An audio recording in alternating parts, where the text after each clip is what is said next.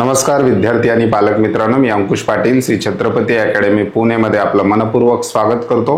नीट UG 2025 ची परीक्षा आणि आधार कार्ड याभोवती बऱ्याचशा चर्चा होताना आपल्याला पाहायला मिळतात।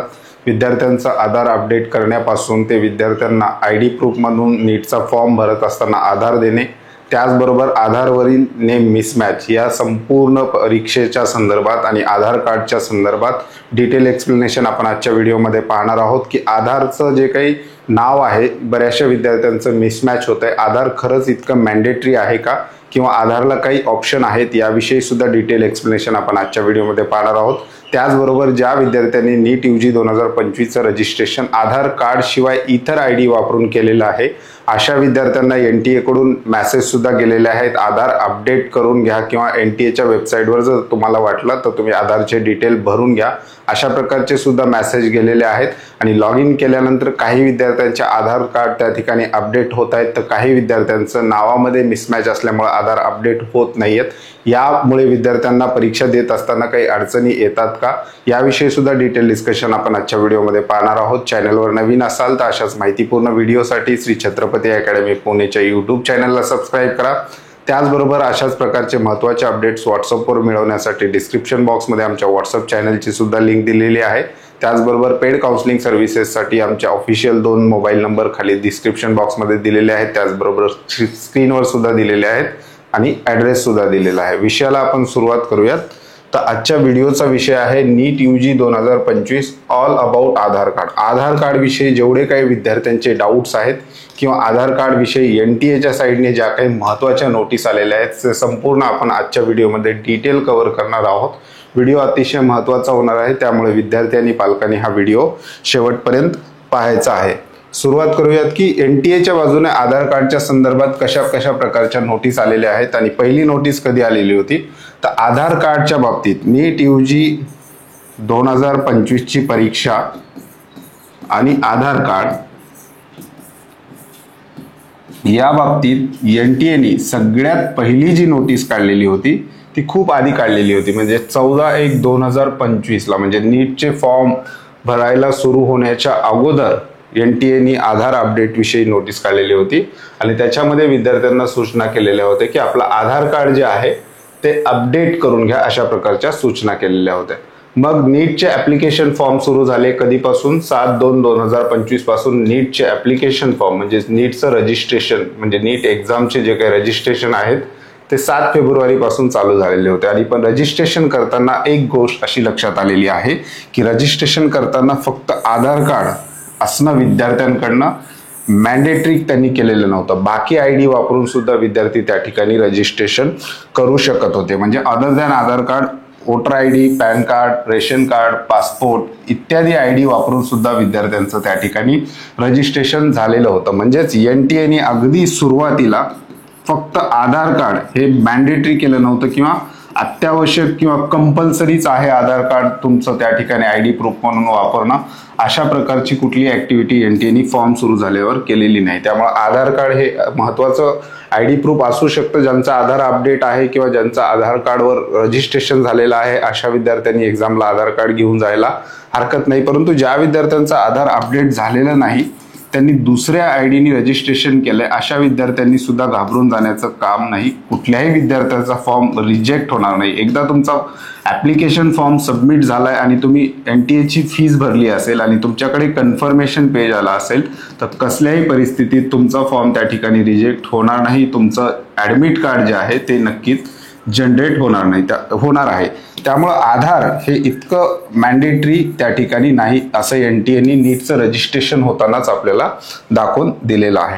पुढचं आहे आधार डिटेल्स मॅच नॉट मॅन्डेटरी। म्हणजेच काही विद्यार्थी असे आहेत, विशेषतः महाराष्ट्र राज्याचं जर आपण बघितलं तर नीटचं रजिस्ट्रेशनचं जे काय विद्यार्थ्याचं नाव टाकायचं होतं हे विद्यार्थ्याच्या 10वीच्या मार्कशीटनुसार टाकायचं होतं किंवा 10वीच्या सर्टिफिकेटनुसार टाकायचं होतं आणि आधारचं जे काही आहे डिटेल भरत असताना बऱ्याचशा विद्यार्थ्यांचं नाव मॅच झालेलं नाही। आपण विशेषतः महाराष्ट्र राज्याचा जर विचार केला तर आपल्या बोर्डाच्या सर्टिफिकेटवर आडनाव अगोदर असतं, मग विद्यार्थ्याचं नाव आणि त्याच्यानंतर वडिलांचं नाव। म्हणजेच उदाहरणार्थ एक्झाम्पल असं घेऊयात की एखाद्या विद्यार्थ्याचा 10वीच्या बोर्डच्या सर्टिफिकेटवर किंवा 10वीच्या मार्कशीटवर अशा प्रकारचं नाव आहे, म्हणजे हे विद्यार्थ्याचं सरनेम आहे, हे विद्यार्थ्याचं नाव आहे आणि हे विद्यार्थ्याच्या वडिलांचं नाव आहे. अशा प्रकारचं आपल्याला बोर्ड सर्टिफिकेटवर 10वीच्या पाहायला मिळतं. पण जेव्हा आपण आधार कार्डचा विचार करतो तर आधार कार्डवर काय असतं की विद्यार्थ्याचं जे नाव आहे ते अगोदर असतं, त्याच्यानंतर विद्यार्थ्याच्या वडिलांचं नाव असतं आणि सरनेम आधारला बऱ्याचशा विद्यार्थ्याचं मागं असतं. यामुळे विद्यार्थ्याचं आधार कार्डचे डिटेल भरत असताना मॅच होत नव्हत्या. त्यामुळे एनटीएने काय केलेलं होतं, फॉर्म भरत असताना जर आधारचे डिटेल अशा प्रकारे मॅच होत नसतील तर मॅन्युअल भरायला सुद्धा त्या ठिकाणी त्यांनी परमिशन दिली होती की तुम्ही तुमचं आधारचं जे नेम आहे ते तुम्ही स्वतः टाईप करून भरा.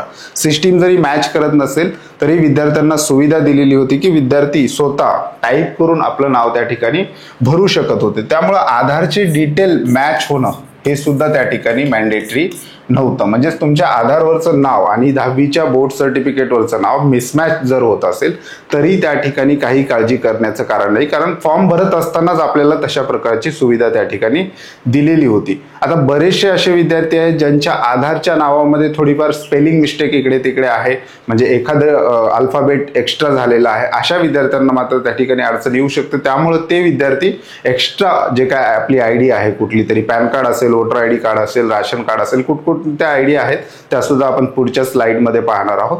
त्यामुळं ज्या विद्यार्थ्यांचं फक्त स्पेलिंग सगळ्या करेक्ट आहेत, SSC मार्कशीटवर आडनावापासून सुरू होत आहे आणि आधार कार्डवर नावापासून सुरू होत आहे, हा प्रॉब्लेम आहे, अशा विद्यार्थ्यांनी काळजी करण्याचं कारण नाही. कारण फॉर्म भरत असतानाच आपल्याला तशा प्रकारची सुविधा त्यांनी दिलेली होती. सिस्टीम जर मॅच करत नसेल तर आपण मॅन्युअली भरून सुद्धा त्या ठिकाणी विद्यार्थ्यांचे फॉर्म सबमिट केलेले आहेत. हा एक महत्वाचा विषय आहे की मॅन्युअली आधार कार्ड नेम आपल्याला भरण्याची सुविधा त्यांनी दिलेली होती आणि तशा प्रकारचं ऑप्शन एनटीएने स्वतः दिलेलं होतं. त्यामुळं दोन्ही नाव त्याच सिक्वेन्समध्ये असणं हे सुद्धा बंधनकारक त्या ठिकाणी नव्हतं. त्यामुळे विद्यार्थ्यांनी या बाबतीत सुद्धा काळजी करण्याचं काही कारण नाही. आता पुढे जाऊयात. आता काही विद्यार्थ्यांनी असं आहे की आधार शिवाय म्हणजे आधार कार्ड न वापरता आपलं नीट ऍप्लिकेशन फॉर्म जो आहे, नीट UG 2025चा जो काही ऍप्लिकेशन फॉर्म आहे तो आधार कार्ड न वापरता इतर आयडी वापरून त्यांनी केलेला आहे. म्हणजे काही विद्यार्थ्यांनी राशन कार्ड वापरलेला आहे रजिस्ट्रेशन करताना, तर काही विद्यार्थ्यांनी आपला पासपोर्ट वापरलेला आहे, तर महाराष्ट्र राज्यातील काही विद्यार्थ्यांकडे वोटर आयडी कार्ड आहे, त्यांनी वोटर आयडी कार्डने आपलं रजिस्ट्रेशन केलेलं आहे. म्हणजे आधार शिवाय इतर आयडी कार्ड वापरून रजिस्ट्रेशन केलेल्या विद्यार्थ्यांना एनटीए कडून अशा प्रकारचा एक मेसेज त्या ठिकाणी जाताना आपल्याला पाहायला मिळतो की त्यांच्या टेक्स्ट मेसेजमध्ये अशा प्रकारचा मेसेज त्या ठिकाणी यायला सुरुवात झालेली आहे. त्याच्यामध्ये सांगितलेलं आहे की update your authentication mode to Aadhaar for NEET UG 2025. आता हे सुद्धा किती कंपल्सरी आहे ते सुद्धा आपण पाहणार आहोत. अशा प्रकारचा मेसेज त्यांना गेलेला आहे आणि या विद्यार्थ्यांना पुन्हा एकदा एनटीएच्या वेबसाईटवर त्या ठिकाणी लॉग इन करून आधार डिटेल विद्यार्थ्यांना देण्यासंबंधीच्या सूचना सुद्धा केलेल्या आहेत. तर ही सिस्टीम किंवा हे जे काही मेसेज आहे किंवा विद्यार्थ्यांनी दुसरा आयडी वापरून रजिस्ट्रेशन केलं असेल तर आधार आता भरणं विद्यार्थ्यांना किती मॅन्डेटरी आहे ते सुद्धा आपण पाहूयात. जेव्हा हे विद्यार्थी अशा प्रकारचे विद्यार्थी ज्यांना मेसेज गेलेला आहे आपल्या पोर्टलवर लॉग इन करतायत, त्यांना लॉग इन केल्यानंतर अशा प्रकारचं एक ऑप्शन त्या ठिकाणी येताना आपल्याला पाहायला मिळतं, रजिस्टर्ड आधार डिटेल, आणि पुन्हा मग आधार डिटेल त्यांनी सबमिट केल्यानंतर डाउनलोड कन्फर्मेशन पेज. म्हणजेच या विद्यार्थ्यांना आधार डिटेल भरण्याची एक संधी त्यांनी त्या ठिकाणी दिलेली आहे. म्हणजे एवढ्या वेळामध्ये विद्यार्थ्यांनी आधार अपडेट करून घेतला असेल असं एनटीएला वाटलं असेल, म्हणून त्यांनी तशा प्रकारची सिस्टीम विद्यार्थ्यांना अवेलेबल करून दिलेली असावी. आता बऱ्याचशा विद्यार्थ्यांनी आधार दरम्यानच्या काळामध्ये अपडेट केलेले होते, नाव आपलं जे काय आहे ते सुद्धा सुधारित केलेलं होतं, स्पेलिंग मिस्टेक झालेल्या असतील तर त्या सुद्धा त्यांनी दुरुस्त करून घेतलेल्या होत्या. आणि अशा विद्यार्थ्यांनी पुन्हा रजिस्टर्ड आधार त्या ठिकाणी क्लिक केल्यानंतर आपले आधार डिटेल भरल्यानंतर काही विद्यार्थ्यांचे अगदी सुरुवातीला आधार डिटेल मॅच होऊन त्या ठिकाणी प्रोफाईल अपडेट झालेलं सुद्धा होतं.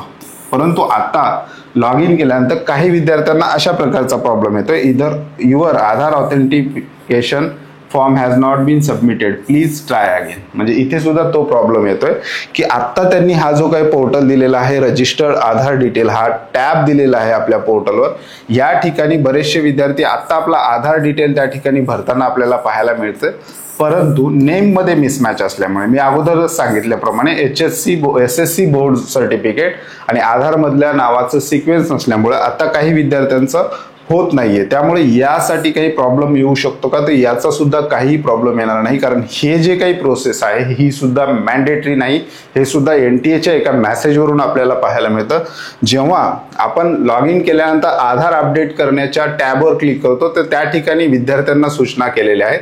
एक आपण विद्यार्थ्याचं उदाहरण घेतोय ज्या विद्यार्थ्यांनी आपल्या पासपोर्टनी अगोदर नीटचा फॉर्म भरलेला होता, आणि दुसरं उदाहरण घेतोय एक असा विद्यार्थी आहे ज्यांनी राशन कार्ड वापरून आपलं त्या ठिकाणी रजिस्ट्रेशन केलेलं होतं, आणि आता त्यांना मेसेज आलेला आहे की आधार ऑथेंटिकेशन करून घ्या. आणि जेव्हा ते विद्यार्थी करायला जातात तर सुरुवातीलाच त्यांना असा मेसेज येतोय, Indian passport number as your identification was submitted on 1/3/2025. म्हणजे रजिस्ट्रेशन केल्यानंतर विद्यार्थ्यांनी पासपोर्ट वापरलेला आहे, आणि त्यांनी लिहिलेलं आहे if you want to verify using Aadhaar number please select update. म्हणजेच या ठिकाणी त्यांनी सांगितलेलं आहे इफ यू वॉन्ट, म्हणजे तुम्हाला वाटत असेल तर.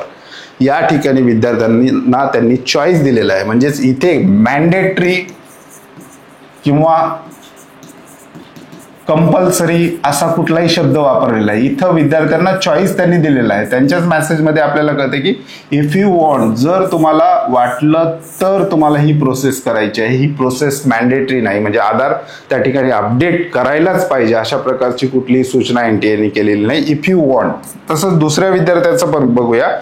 या विद्यार्थ्यांनी रजिस्ट्रेशन करताना ID म्हणून आपलं राशन कार्ड त्या ठिकाणी वापरलेलं होतं, आणि याही विद्यार्थ्याला NTA कडून तशा प्रकारचा मेसेज गेलेला आपल्याला पाहायला मिळतो. आणि हा विद्यार्थी जेव्हा लॉग इन करतो आणि आधार अपडेट करायला जातो तर त्याला सुद्धा तशाच प्रकारचा मेसेज येतोय, राशन कार्ड ID पहचान के रूप में 7/3/2025 को दिया गया था.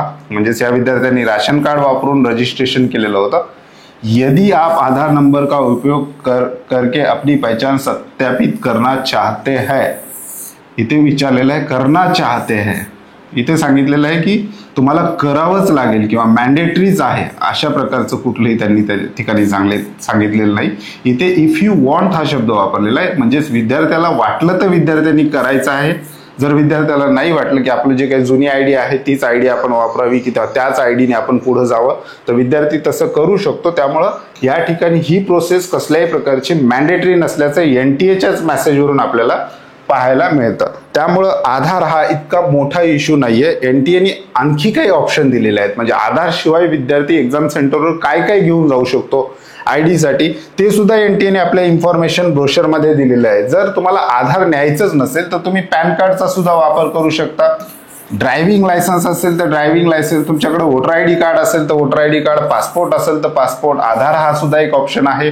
रेशन कार्ड सुद्धा तुम्ही घेऊन जाऊ शकता. आणि जे विद्यार्थी फ्रेशर आहेत नीटसाठी तर 10वी आपलं 12वीचं जे काही ऍडमिट कार्ड आहे बोर्ड परीक्षेचं, ज्याच्यावर तुमचा फोटो आहे, असं ऍडमिट कार्ड सुद्धा तुम्ही 12वीचं बोर्ड परीक्षेचं तुम्ही त्या ठिकाणी घेऊन जाऊ शकता. त्यामुळे आधार एवढं मॅन्डेटरी नाहीये. आता जे विद्यार्थी असा विचार करतात, स्टेट बोर्डमधले असे बरेचसे विद्यार्थी आहेत ज्यांचं SSC, अगोदर हा विषय आपण डिस्कस केलेला आहे, पुन्हा एकदा आपण सांगतो की SSC वर सरनेम पासून नाव तुमचं हे सुरू आहे नाव, आणि मध्ये तुमचं नेम आहे, आणि नंतर फादर नेम आहे असं आहे, आणि आधारवर पहिले तुमचं नाव आहे, नंतर फादर नेम आहे, आणि शेवटी सरनेम आहे असा इश्यू आहे.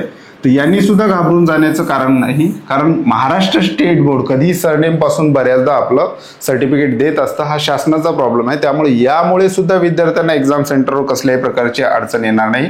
विद्यार्थी थेट आधार कार्ड घेऊन जाऊ शकतात, कारण NTAनेच आपल्याला सुरुवातीला फॉर्म भरत असताना जर आधार डिटेल सिस्टीमनी मॅच नाही झाले तर मॅन्युअली भरण्याची सुद्धा सुविधा दिलेली होती. त्यामुळे हे विद्यार्थी आधार कार्ड घेऊन जाऊ शकतात. आता एक्झामला जात असताना विद्यार्थ्यांनी काय करायचं आहे, काळजी म्हणून एक आपला आधार कार्ड तर सोबत ठेवायचंच आहे, आणि आपल्यासोबत जो कोणी एक्झामला येणार आहे व्यक्ती, तर त्यांच्याकडे इतर कुठला जरी ID असेल आपलं तर ते सुद्धा त्यांच्याकडे देऊन ठेवायचं आहे, की यापैकी कुठली ID तुमच्याकडे अवेलेबल असेल एक्स्ट्रा ॲडिशनल म्हणून, ते सुद्धा त्यांच्याकडे देऊन ठेवायचं. तसं सेंटरवर कोणाला प्रॉब्लेम येणार नाही. विद्यार्थी जेन्युइन असेल त्या ठिकाणी विद्यार्थ्याची अडचण जी आहे विद्यार्थ्यांनी स्वतः निर्माण केलेली नाही, ती शासनामार्फत निर्माण झालेली असेल, किंवा काही कारणास्तव विद्यार्थ्यांकडून जे काही आधारचे डिटेल आहेत ते मॅच झाले नसतील, किंवा दरम्यानच्या काळात विद्यार्थ्यांनी अपडेट केलं नसेल, तरी सुद्धा विद्यार्थ्यांना एक्झाम पासून अडवलं जाणार नाही. त्यामुळे विद्यार्थ्यांनी आधार बाबतीत जास्त टेन्शन घेण्याची आवश्यकता नाही, कारण NTA मेसेजेस सांगतात की इफ यू वॉन्ट, त्याचबरोबर मॅन्युअली आधारचे डिटेल भरण्याची सुविधा, हे सुद्धा विद्यार्थ्यांना NTA अवेलेबल करून दिलेले आहेत. त्यामुळे आधारविषयी एवढं पॅनिक होण्याची काही आवश्यकता नाही. या संदर्भात तुमचे काही प्रश्न असतील तर तुम्ही कमेंट बॉक्समध्ये विचारू शकता. अशाच प्रकारचे महत्त्वाचे अपडेट्स तुम्हाला तुमच्या व्हॉट्सअपवर पाहिजे असतील तर डिस्क्रिप्शन बॉक्समध्ये व्हॉट्सअप लिंक दिलेली आहे. त्या लिंकवर क्लिक करून तुम्ही सहज आमच्या व्हॉट्सअप ग्रुपला सुद्धा जॉईन होऊ शकता. आमच्या पेड काउन्सिलिंग सर्व्हिसमध्ये सहभागी व्हायचं असेल तर डिस्क्रिप्शन बॉक्समध्ये आमचे मोबाईल नंबर, त्याचबरोबर आमचा ॲड्रेस दिलेला आहे. त्या नंबरवर कॉल किंवा मेसेज करून तुम्ही आमच्या पेड काउन्सिलिंग सर्व्हिसमध्ये सुद्धा सहभागी होऊ शकता. तुर्तास आजच्या व्हिडिओमध्ये आपण इथेच थांबतोय. पुन्हा भेटूयात आणखी एका नव्या आणि माहितीपूर्ण व्हिडिओमध्ये. धन्यवाद.